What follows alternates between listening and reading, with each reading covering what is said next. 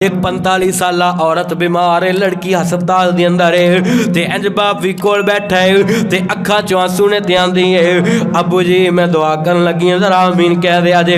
वे ना बाप भी कोल बैठा है कहन लगा धीए दस की दुआ करन लगी है, मैं आमीन कवांगा।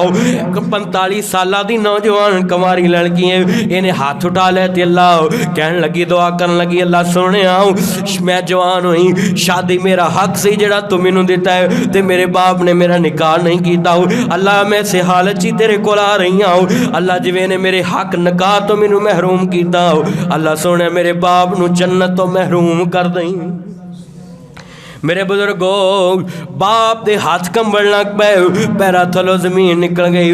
कदी भी अपने बच्चों का अंत ना वेखो, अगर बच्चा बच्ची ने के ते ना उन्हां दी उम्र वधाओ ते ना उन्होंने जनाब दुनिया के उत्ते सुनो जरा ध्यान नाल, उन्हां दा कदी अंत ना वेखो। जो बच्चा बच्ची जवान हो जाए फौरन निकाह कर दो। जो अल्लाह ने हया दा रस्ता गैरत दा रस्ता जो दसिया सानू मुसलमानां नू, फिर क्यों लेट कर दे ना करया करो।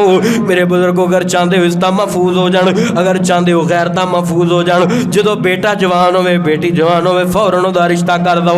या अय्युहल्लज़ीना आमनू कू अनफुसकुम व अहलीकुम नारा इन्नल्लज़ीना युहिब्बूना अन तशियल फाहिशतु फिल्लज़ीना आमनू लहुम अज़ाबुन अलीम।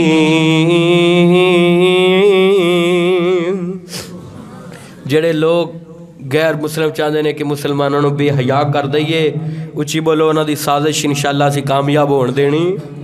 जिथों तक साडा वस चलिया असीं अपने मुसलमान भरावां नूं बेहयाई तो बेगैरती तो उरियानी तो रोकांगे सारे को इंशाअल्लाह।